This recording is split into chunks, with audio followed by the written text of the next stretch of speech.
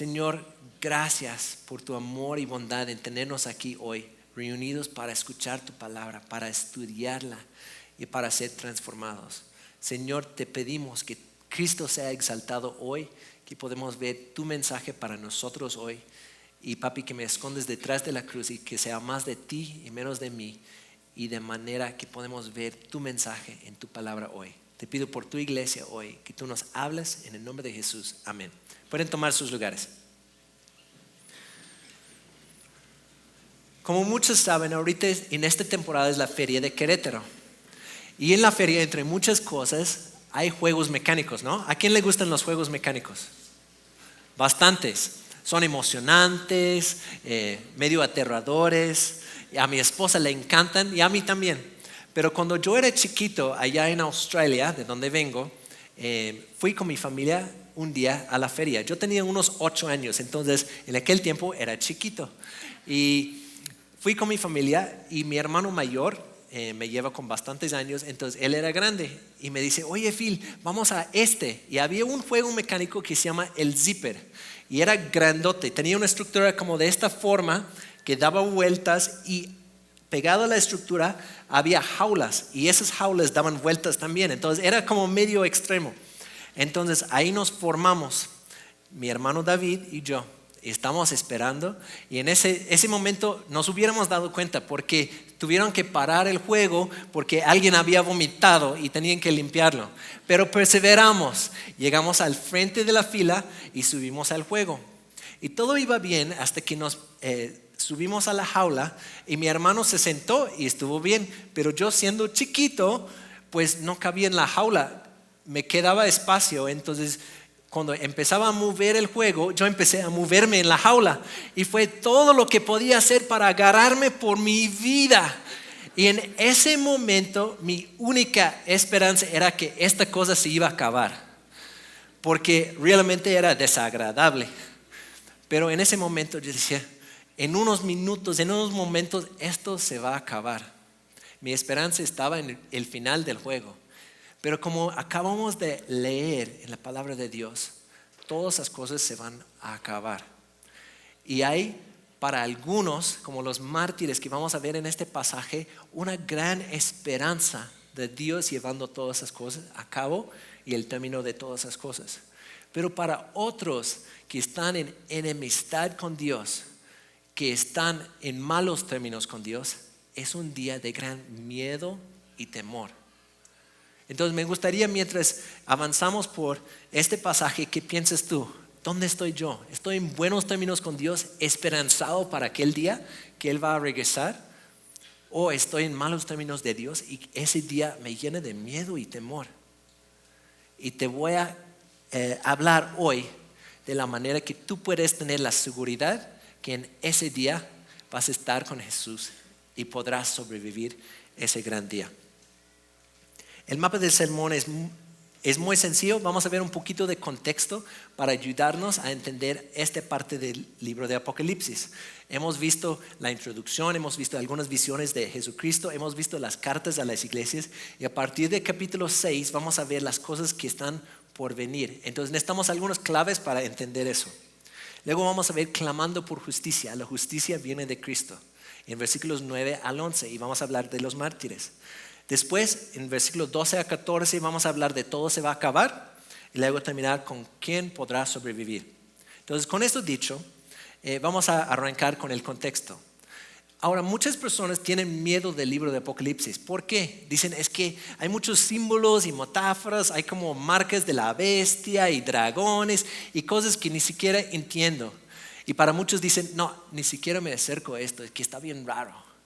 Pero para nosotros es la palabra de Dios y hay tremenda esperanza en el libro de Apocalipsis y quiero darles algunos parámetros para entender el libro como tal. Apocalipsis mismo describe su propósito en Apocalipsis 1 a 2. Entonces vamos a abrir nuestras Biblias ahí. Empieza diciendo, esta es una revelación de Jesucristo, la cual Dios le dio para mostrar a sus siervos los acontecimientos que deben suceder pronto. Él envió a un ángel a presentarle esta revelación a su siervo Juan, quien relató con fidelidad todo lo que vio. Este es su relato de la palabra de Dios y del testimonio de Jesucristo. Qué padre, entonces podemos ver ahí que esto es la mismísima revelación de Jesucristo. Entonces tenemos que estar viendo a Cristo en Apocalipsis. Se revela cómo es Él y las cosas que van a suceder pronto. Dice aquí también que es palabra de Dios.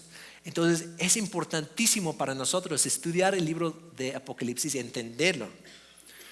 Y va a aparecer en pantalla. Vemos un tema central en el Apocalipsis de un Dios soberano y santo llevando todas las cosas a su conclusión, llevando a cabo justicia, llevando a sus hijos a casa para estar con Él para siempre. Qué gran esperanza, ¿no? En medio de esto vemos a Jesucristo revelado, glorioso y exaltado, y nos sirve para alentar nuestra fe hoy. También vemos advertencias vigentes para responder al amor, gracia y misericordia extendida de parte de Jesús para un mundo en enemistad con Él y destinado para la destrucción si no se arrepienta.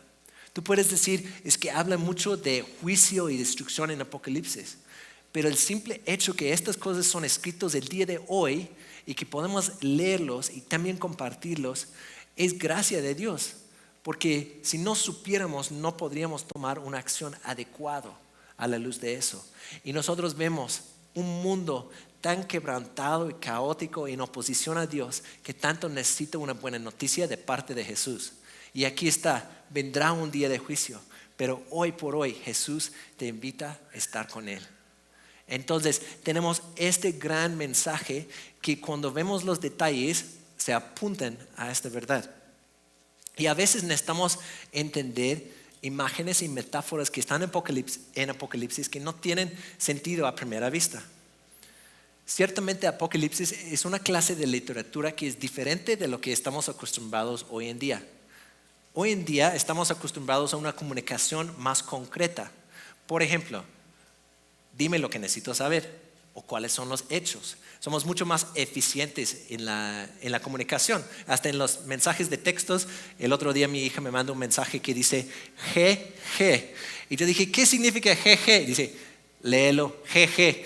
Cosas tan eficientes así que hasta no desperdiciamos ni una letra.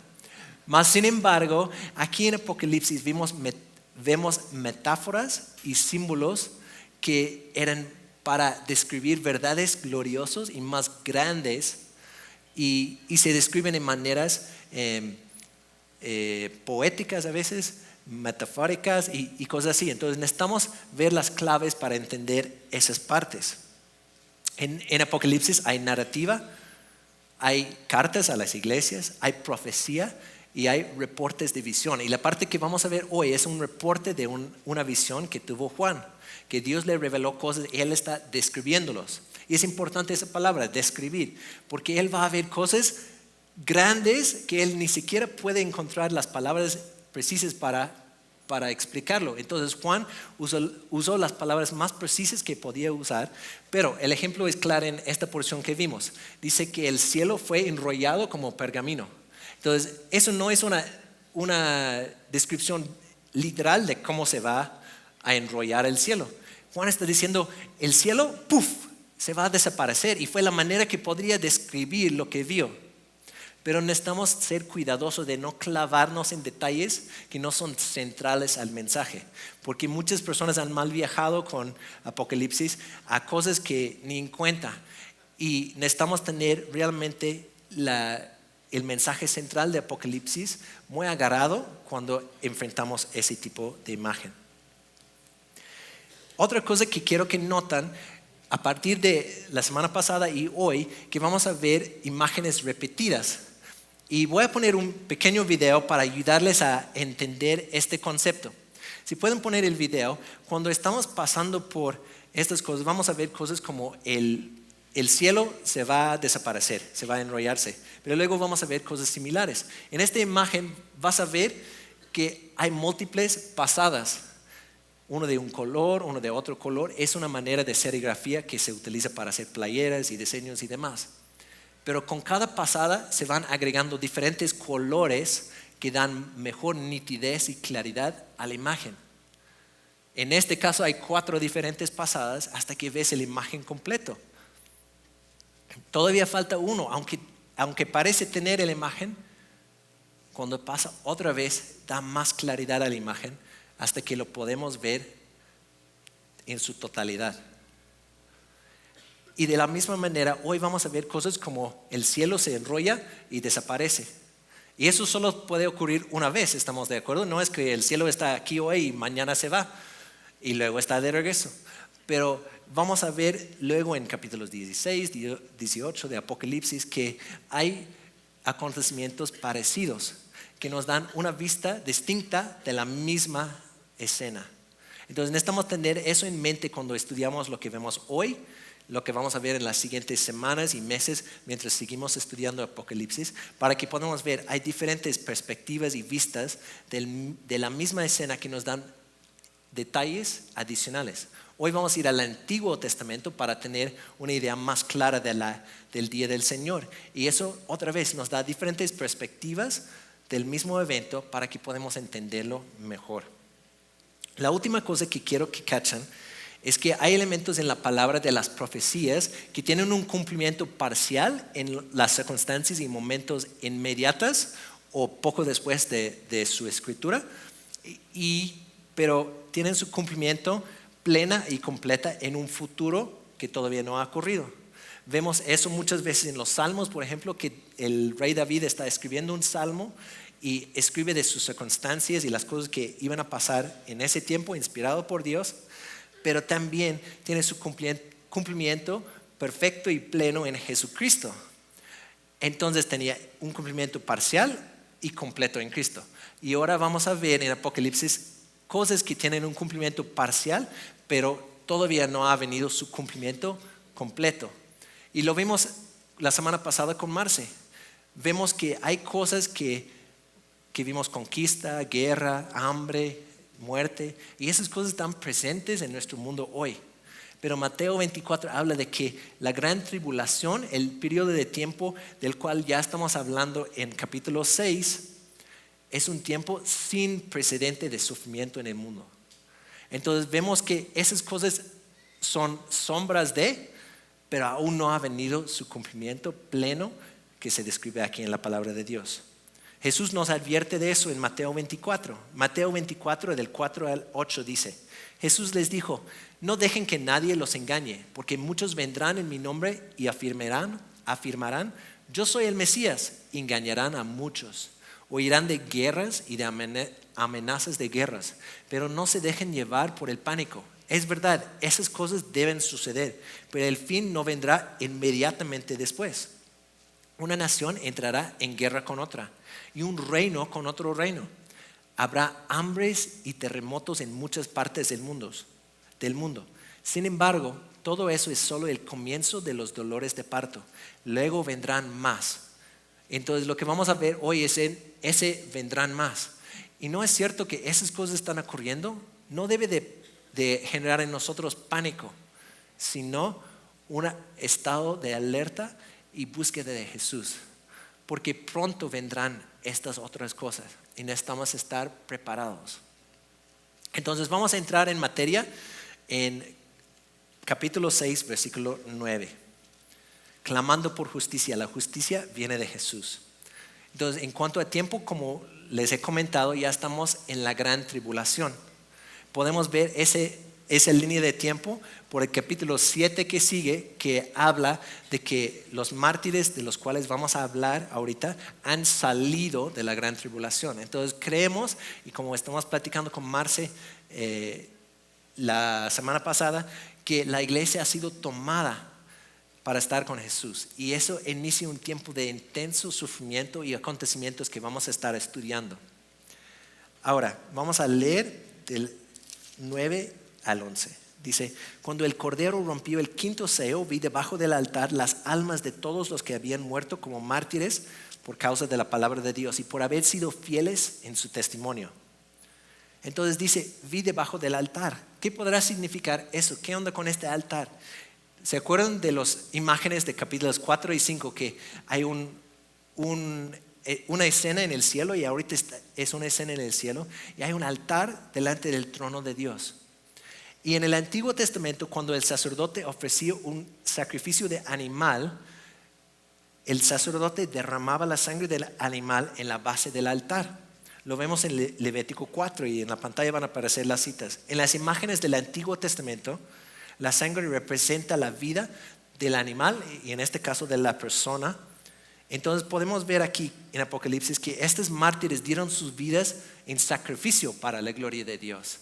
Entonces realmente la imagen que está dando aquí es como ese tipo de sacrificio que los judíos ofrecían en el Antiguo Testamento como una expiación de pecado, en ese caso en el Antiguo Testamento, pero como una ofrenda de sacrificio para Dios.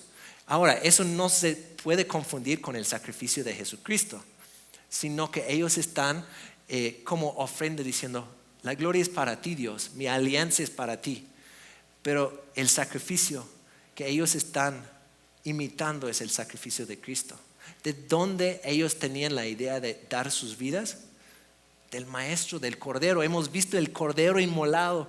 De hecho, el mismo Juan en su evangelio habla de que Juan el Bautista salía diciendo, he aquí el cordero que quita el pecado del mundo. El cordero de Dios que quita el pecado del mundo. Entonces vemos a Jesucristo, el modelo de una vida de sacrificio que da gloria a Dios. Vemos a Jesús tantas veces que da la gloria a su Padre. Dice que yo solo hago lo que aquel que me envió me instruye a hacer. Yo solo hablo las palabras de mi Padre que me envió. Él me dice qué he de decir y cómo decirlo. Entonces vemos a Jesús siempre viviendo una vida que daba gloria a su Padre. Y segundo, que Él vivía una vida de sacrificio. Me acuerdo mucho de Lucas 24 cuando Jesús está en el jardín de Getsemaní y está orando con su Padre y dice, Padre, si hay alguna manera que esta copa pase de mí, pero no se haga mi voluntad sino la tuya. Jesús vivía una vida de entrega al Padre y de sacrificio. Y estos mártires que vemos en este periodo están imitando a su Señor y Salvador. Entonces, cuando vemos este contexto, Jesús es el modelo para eso. Y preguntamos, ¿por qué habían muerto como mártires? En el texto dice, por causa de la palabra de Dios y por haber sido fieles en su testimonio. Estas personas en este tiempo se aferraban a la palabra de Dios, predicaban a la palabra de Dios, compartían la palabra de Dios y se regían sus vidas por la palabra de Dios. Su testimonio fiel fue por la palabra de Dios. Entonces, ¿qué podemos ver aquí? Ellos estaban en esos momentos de la gran tribulación con intensa oposición a la palabra de Dios. Y hoy por hoy está creciendo esa oposición a la palabra de Dios. En muchas partes del mundo hay gente que están también siendo muerto por la palabra de Dios y por un testimonio que honra a Cristo.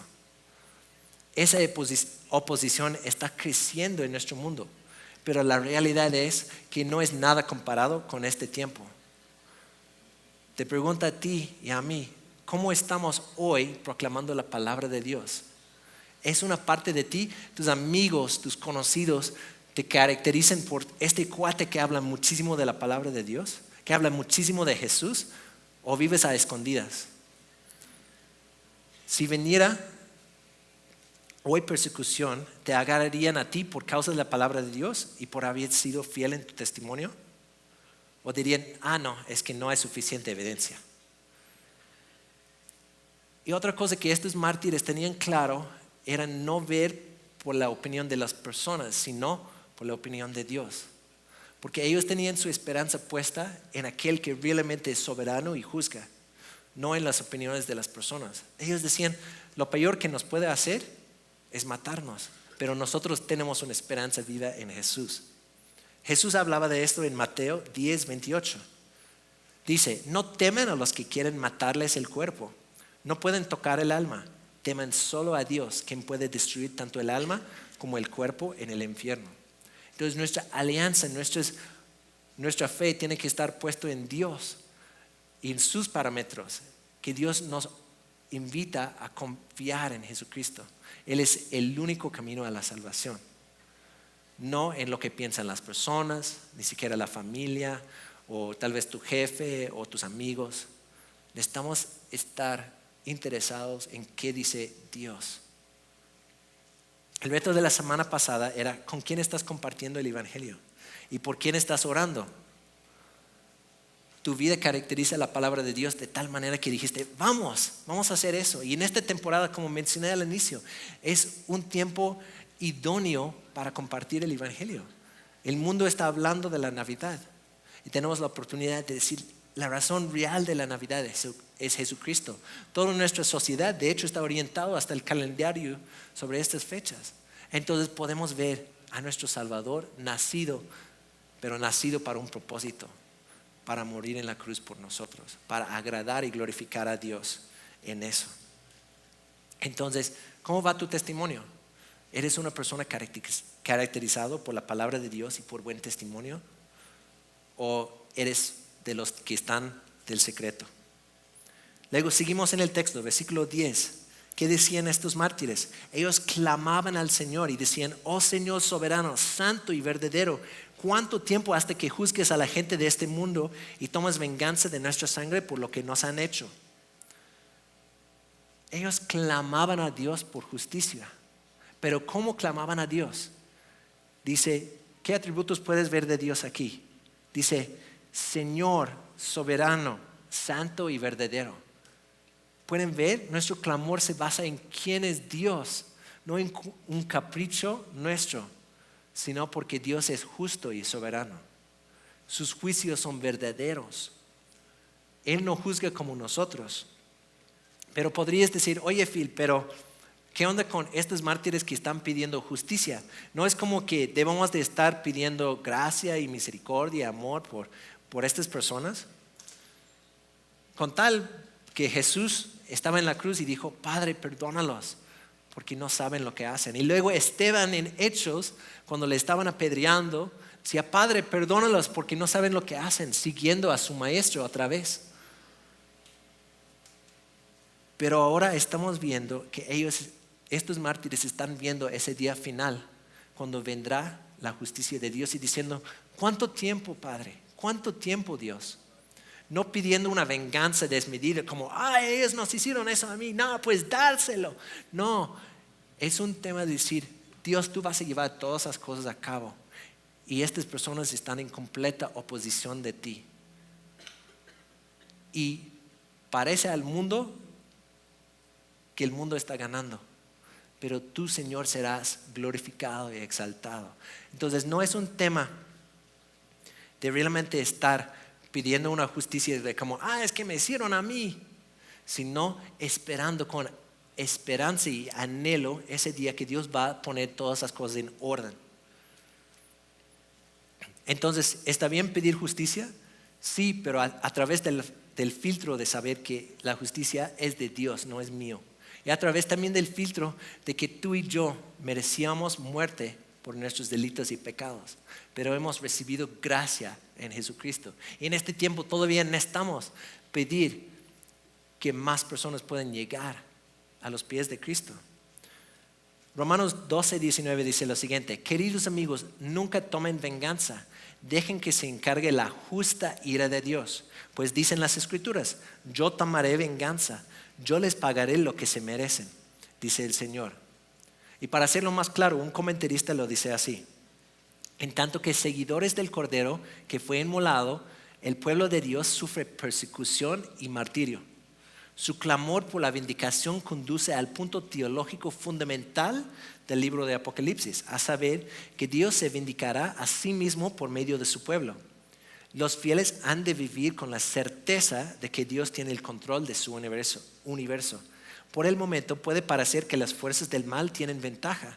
Sin embargo, aquel que derrotó a esas mismas fuerzas por medio de su muerte expiatoria en la cruz, volverá al final de los tiempos para reclamar a su pueblo y destruir para siempre todo aquello que se opone a sus propósitos. Entonces podemos ver que la justa ira de Dios se muestra su gloria. No es una ira o juicio desmedida por caprichos, sino por su completa justicia. Y que Él va a mostrarse fiel a su pueblo. Luego seguimos en el texto, versículo 11. Dice, entonces a cada uno de ellos se le dio una túnica blanca y se les dijo que descansaron un poco más hasta que se completara el número de sus hermanos, los consiervos de Jesús que se unirán a ellos después de morir como mártires. La túnica blanca que vemos aquí es una señal de pureza y justicia. Se refleja la gloria, majestad y pureza de Dios, reflejado en sus santos. Esa pureza no es de su propia conducta ni porque ellos han sido súper fieles, sino por Cristo. Vemos eso en el siguiente capítulo, en Apocalipsis 7:14. Juan aquí en la visión está teniendo una conversación con uno de los ancianos y pregunta quiénes son estos. Y dice, y yo le contesté, tú eres quien lo sabe, Señor. Entonces él me dijo, estos son los que murieron en la gran tribulación. Han lavado y blanqueado sus ropas en la sangre del Cordero. ¡Wow! Lavado y blanqueado sus ropas en la sangre del Cordero.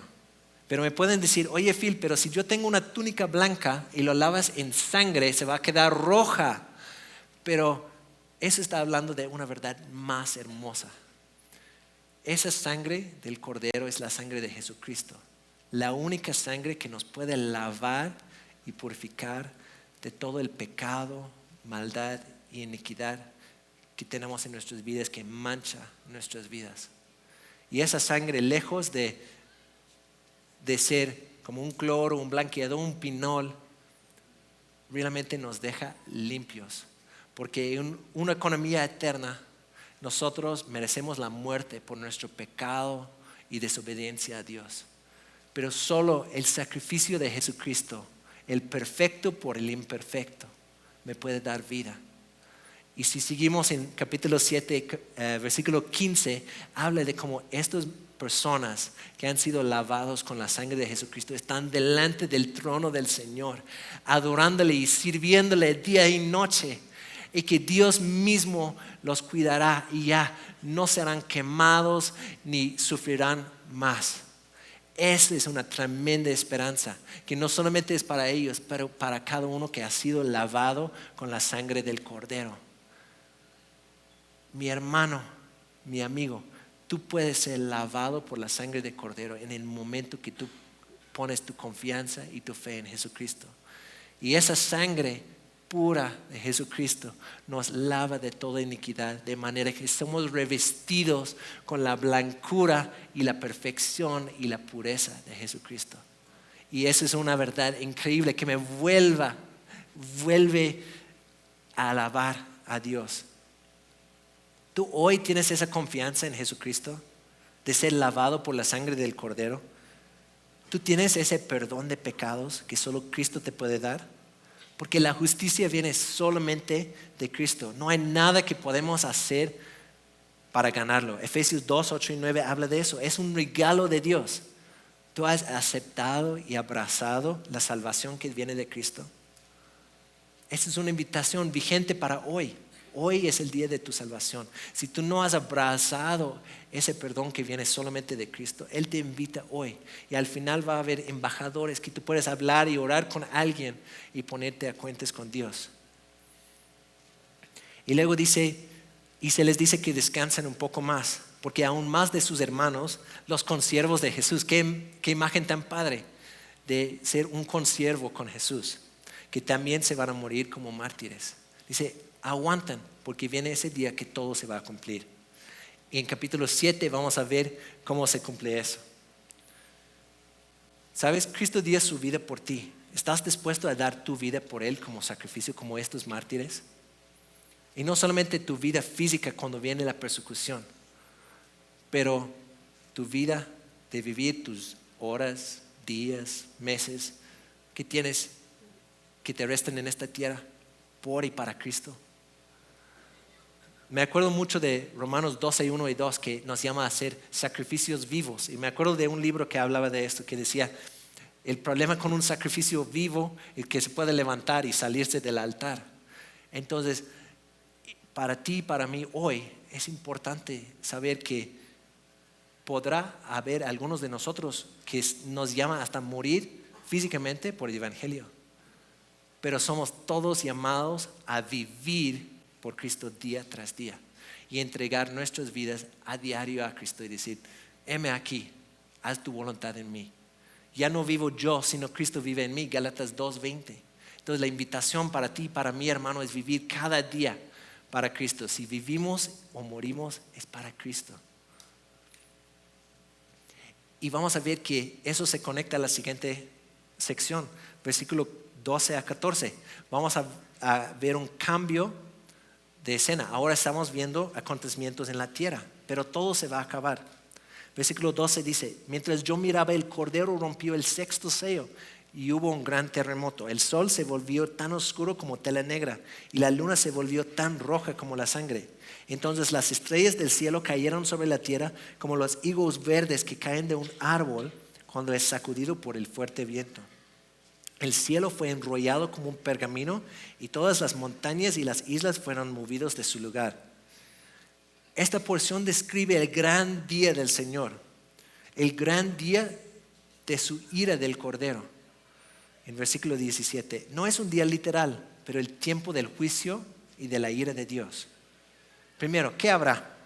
Un gran terremoto, todo va a ser sacudido, todo lo estable y seguro del mundo va a ser sacudido. ¿Dónde está tu seguridad? ¿Es en cosas de este mundo que pueden ser sacudidos? ¿O está en la roca que es Jesús? Salmos 18:2. El sol se volverá negro y la luna se volvió tan roja como la sangre. Las estrellas se cayeron y el cielo hasta desapareció. Las montañas y las islas se movieron de su lugar. Todo se volverá un caos total, tanto en lo físico, pero también en los gobiernos y reinos del mundo. Mi hermano, mi amigo, ¿tus tesoros están aquí en la tierra o seguros en el cielo, en lo eterno? Porque este día va a ser fuerte y les voy a ayudar, porque para los judíos, cuando leen algo así, cuando ellos hubiesen recibido el libro de Apocalipsis a su iglesia por primera vez, ellos habrán pensado en ese día del Señor. Y está escrito en varias partes del Antiguo Testamento, pero uno de ellos es en Isaías. Vamos a checar esto. Isaías 13, del 6 al 13. Y esto nos va a dar, como vimos antes, otra pasada de más información de este día, más detalles. Y va a ser fuertísimo. Escuchen esto, dice: griten de terror porque ha llegado el día del Señor, el momento para que el Todopoderoso destruya. Todos los brazos están paralizados de temor, cada corazón se derrite y todos se aterran. Les sobrevendrán punzadas de angustia como las de una mujer que está de parto. Se miran unos a otros sin poder hacer nada, con el rostro encendido de miedo. Pues miran, el día del Señor ya viene, el día terrible de su furia y de su ira feroz. La tierra quedará desolada y con ella los pecadores serán destruidos. Los cielos se pondrán negros sobre ellos y las estrellas no darán luz. El sol estará oscuro cuando salga y la luna no iluminará. Yo, el Señor, castigaré al mundo por su maldad y a los perversos por su pecado. Aplastaré la arrogancia de los soberbios y humillaré el orgullo de los poderosos. Haré que la gente sea más escasa que el oro fino de Ofir. Pues sacudiré los cielos y la tierra se saldrá de su lugar, cuando el Señor de los ejércitos celestiales manifieste su furor en el día de su ira feroz. Qué día tan terrible, ¿no? Qué día tan fuerte. Y dices, Phil, pero yo he escuchado de un Dios de amor. Y sí, Dios es un Dios de amor. Nos describe este día antes de que pase, para que nosotros podamos volver a Él en arrepentimiento. Pero Dios también es un Dios justo. Un Dios justo que va a juzgar y nos describe un día cuando Él va a poner todo en su lugar. Porque siendo un Dios tan perfecto y santo, no puede tolerar el pecado y la rebelión. Entonces, ese es un día final que yo no quiero padecer. Y yo sé y tengo la confianza en Jesucristo que yo no estaré padeciendo eso, porque he confiado en el Cordero que me ha lavado. Pero eso tiene que motivarnos a vivir de una manera diferente hoy y a compartir las buenas nuevas de Jesucristo con los que nos rodean. Esa ira del Señor no es una ira desmedida, es dar al mundo lo que el mundo merece, después de rechazar el amor, la gracia y sobre todo la paciencia de Dios. Hay tantas maneras que Dios está hablando al mundo, diciendo, ven, arrepiéntete. Pero si tú sabes cómo van a terminar las cosas, ¿qué impacto tiene en ti hoy? ¿Alguna vez has visto una película y estás muy preocupado de cómo va a terminar? Ves el personaje principal sufriendo y hay guerra y hay gente persiguiéndole y no sabes cómo va a terminar y te sube la adrenalina y estás emocionado, y la verdad es que nos encanta eso en el cine, ¿no? Por eso vamos al cine, para la adrenalina, la emoción de una buena historia. Y por eso nos enojamos tanto cuando alguien te cuenta el final de la película o te hace el spoiler, ¿no? Como, ay, no me digas. Pero si tú vuelves a ver la película por segunda vez, ya sabes qué va a pasar.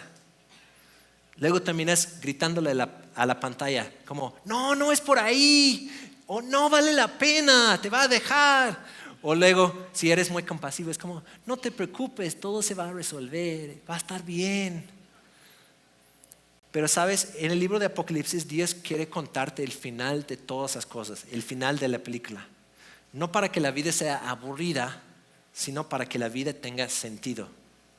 Si fuimos creados para la gloria de Dios y Cristo nos redimió para vivir adorándole, saber cómo terminan las cosas nos da un parámetro de cómo vivir hoy.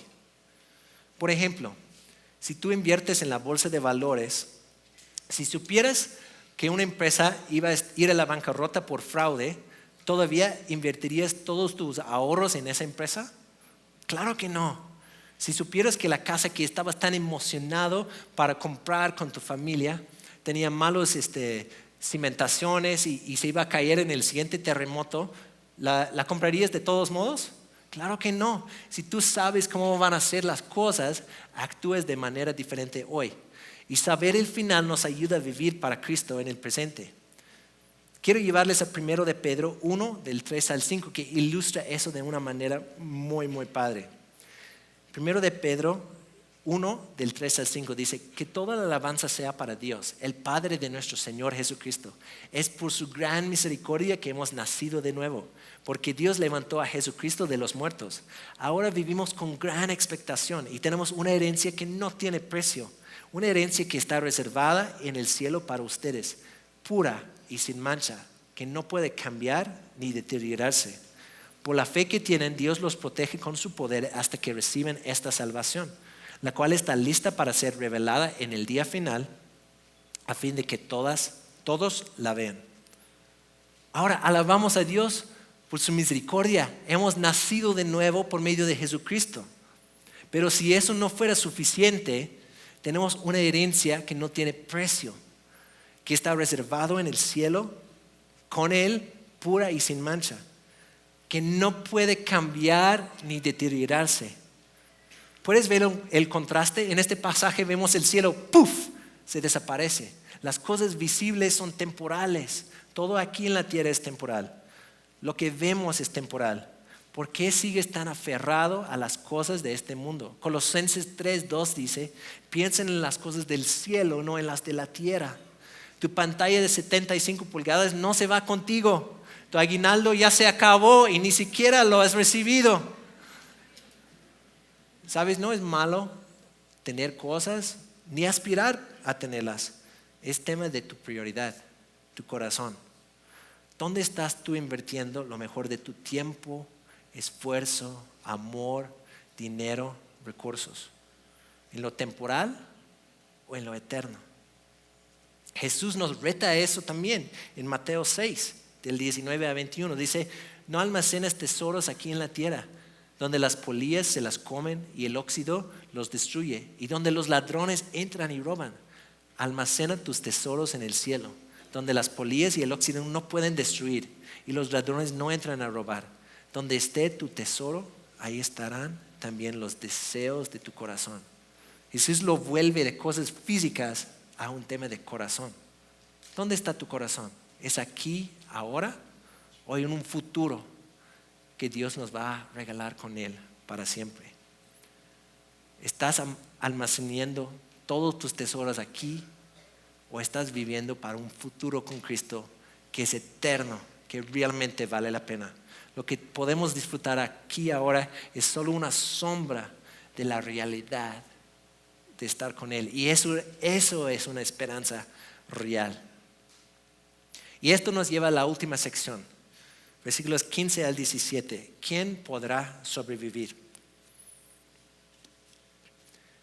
Dice lo siguiente: entonces todo el mundo, los reyes de la tierra, los gobernantes, los generales, los ricos, los poderosos, eso habla de las personas en poder que normalmente tendrían autoridad y serían intocables. Dice: todo esclavo y hombre libre se escondió en las cuevas y entre las rocas de las montañas, y gritaban a las montañas y a las rocas: caigan sobre nosotros y escóndenos del rostro de aquel que se sienta en el trono y de la ira del Cordero, porque ha llegado el gran día de su ira, y ¿quién podrá sobrevivir? Piensa por un momento en tu peor miedo. Para algunos son los alacranes o las arañas o los 10 animales más peligrosos de Australia. O para otros tal vez es perder un ser querido, perder tu trabajo. Pero puedes ver a estas personas aquí, los grandes del mundo y hasta los más pequeños del mundo, que están aterrorizados, que dicen cosas completamente irracionales, porque dicen que las montañas y las rocas caigan sobre nosotros para escondernos. Están intentando esconderse del Dios verdadero, del Dios soberano. Y no sé tú, pero la última vez que se me cayó algo en el pie, grité y estaba todo incómodo, pero están diciendo: rocas, caiga sobre mí. Ellos prefieren su peor miedo en lugar de enfrentarse con el Dios verdadero. ¿Por qué? Porque no están en buenos términos con Él. Porque es el día de la ira del Cordero. Otra vez quiero que podamos leer un comentario que nos da más claridad sobre esta ira. Dice: la ira de Dios es un tema fundamental de la enseñanza del Nuevo Testamento. Es tanto una realidad presente, Romanos 1:18, como un acontecimiento escatológico, o sea, futuro, Apocalipsis 19:15. La ira de Dios no es un afán personal de venganza, ni tampoco un proceso impersonal de retribución que va desarrollándose en el transcurso de la historia, sino la respuesta de la santidad de Dios a la maldad persistente e impenitente. Entonces realmente la ira de Dios no es un como: ay, tú me hiciste, ay, te voy a aplastar. No, es una respuesta de su santidad. Dios es completamente perfecto. En Apocalipsis se describe como santo, santo, santo. Entonces la ira que viene es una justicia para un mundo que está en completa rebelión y en contra de Dios. Pero Dios sale victorioso siempre. Hoy tú tienes miedo de Dios. Tal vez sea porque no estás en buenos términos con Él. Hoy es el tiempo de arrepentirte y ponerte a cuentas con Dios. Él te invita hoy, a través de Jesucristo, a tener una relación de libertad, perdón y confianza en Él. Y Cristo ha hecho todo eso posible, como vamos a ver ahora. Y al final del capítulo, después de ver toda la destrucción y un mundo intentando esconderse de Dios, queda la pregunta: ¿quién podrá sobrevivir? Y Jesús mismo responde la pregunta, Juan mismo responde la pregunta en Juan capítulo 7 que hemos visto en versículo 14. Los que han lavado y blanqueado sus ropas en la sangre del Cordero son los únicos que podrán estar delante del trono de Dios. Pero ¿cómo puedes estar tú seguro de sobrevivir esto? Juan mismo en su evangelio dice lo siguiente. Vamos a Juan 3:16 y vamos a leer del 16 al 18. Dice: pues Dios amó tanto al mundo que dio a su único Hijo, para que todo el que cree en Él no se pierda, sino que tenga vida eterna. Dios no envió a su Hijo al mundo para condenar al mundo, sino para salvarlo por medio de Él. No hay condenación para todo el que cree en Él. Qué buena noticia.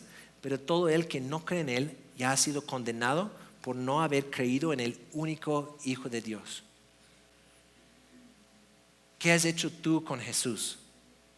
¿Es tu Rey y estás ansioso y anhelando reunirte con Él para siempre? o es tu enemigo y no estás en buenos términos con él. Porque eso, mis amigos, determina tu destino final. ¿Qué has hecho con Jesús? Y Dios te invita hoy a acercarte a Jesús. Y ahí dice, todo aquel que cree en Él, y eso es entregar tu vida, creer que Él es el único Hijo de Dios, que Él murió en la cruz por ti y por mí, que Él tomó tu lugar por tu pecado y rebelión y desobediencia, y volver a Dios diciendo, Dios, te entrego mi vida, porque en mis manos es un caos, un desastre. Quiero estar contigo para siempre. Esa invitación es vigente y abierta para hoy. Si tú no has tomado esa decisión, te invito, te imploro, vuelve a Dios. Sé reconciliado con Dios, porque es la mejor decisión que puedes tomar. Ha transformado mi vida y la vida de muchísima gente aquí, para que podamos tener una esperanza segura de ese día. Y esa esperanza se destaca en 2 versículos que les voy a dejar de tarea para esta semana. Primero, de Tesalonicenses 5, del 9 al 11, que habla de cómo podemos vivir con Él para siempre. Y segundo, primero de Tesalonicenses 1:10, que habla de cómo Dios nos libró de la ira venidera por medio de Cristo. Y por último, cuando estaba estudiando para esta prédica, me di cuenta que el versículo 17 tiene 2 traducciones. En la NTV dice, ¿y quién podrá sobrevivir? Pero la Reina Valera se traduce el versículo 17 así, porque el gran día de su ira ha llegado, ¿y quién podrá sostenerse de pie? Y eso nos da una perspectiva adicional a este versículo. ¿Sabes? Viene un día en el cual nadie se podrá sostenerse de pie delante de Jesús. Vamos a Filipenses 2, del 9 al 11 para terminar. Filipenses 2, del 9 a 11. Vemos aquí en este pasaje que Jesús se humilló, se rebajó voluntariamente tomando forma de siervo. Y fue obediente hasta muerte en la cruz. Y luego en versículo 9 dice, por lo tanto, Dios lo elevó al lugar de máximo honor y le dio el nombre que está por encima de todos los demás nombres, para que ante el nombre de Jesús se doble toda rodilla en el cielo y en la tierra y debajo de la tierra, y toda lengua declare que Jesucristo es el Señor, para la gloria de Dios Padre. Wow. Cristo va a ser exaltado, y en ese día nadie podrá estar de pie. Pero al final de todo, Él va a ser exaltado, pero delante de Jesús toda rodilla se doblará en honor y alabanza. Para ti será voluntariamente o a fuerzas. Porque para nosotros que estamos siguiendo a Jesucristo, es nuestra costumbre doblar nuestras rodillas y adorarle a Él. Porque Él es Rey, Él es Señor y merece toda la alabanza. Y en aquel día va a ser de gran gozo y esperanza que recibimos nuestro Rey y lo exaltamos de rodillas, sometiéndonos a Él. Pero para los demás va a ser a fuerzas y va a ser en camino a su destino de estar separado eternamente de Dios. ¿Dónde estás tú hoy? Voy a pedir a la banda y los embajadores que se colocan y vamos a aplicar esto. Tengo algunas preguntas para que se reflexionen lo que hemos visto hoy. Hemos visto a un Dios glorioso y un Dios en el trono que tiene control de todo. Hemos visto a los fieles mártires que dieron su vida siguiendo al Rey Jesús. Y luego hemos visto cómo se acaban todas esas cosas, cómo todo se va a acabar y todo va a llevarse a cabo según la justicia de Dios. Que sí hay una ira de Dios que es real, que va a hacer justicia en aquel día. Pero la invitación hoy para ti y para mí es estar en Jesús, estar en buenos términos, porque Él extiende su gracia y amor a ti y para mí hoy. Entonces, número 1, ¿dónde estás tú? ¿Estás lleno de esperanza por encontrarte con Dios porque tu vida está escondida en Cristo, o temeroso del juicio de Dios porque no estás en buenos términos con Él?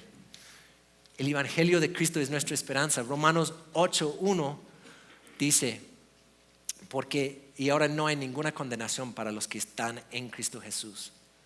No hay ninguna condenación. Eso es esperanza para ti, para mí. Cristo cambia todo en tu vida. Si viene hoy persecución, te agarrarían a ti por causa de la palabra de Dios y por haber sido fiel en tu testimonio. ¿Quién necesita escuchar la buena noticia de Jesucristo? Cueste lo que cueste. Estaba orando en la semana por un hermano que nos pidió oración porque Dios lo levantó en la mañana. Él tenía que dar una presentación en su trabajo de fin de año. Y Dios lo levantó a las 4 de la mañana y le retó en su corazón de decir, tienes que compartir el evangelio. Estaba preparando para eso y nos pidió oración. Pero sabes, eso tiene un costo, porque en las circunstancias del mundo que está opuesto a Dios, esto te puede costar tu trabajo o te puede costar hasta relaciones familiares. Necesitamos ser muy sabios, pero muy urgentes y transparentes en compartir el evangelio de Cristo. Y número 3, ¿estás viviendo a la luz del final? Tu manera de priorizar, gastar, dedicar tiempo, lo mejor de tus recursos de tiempo y esfuerzo, demuestra que Cristo podrá venir ya.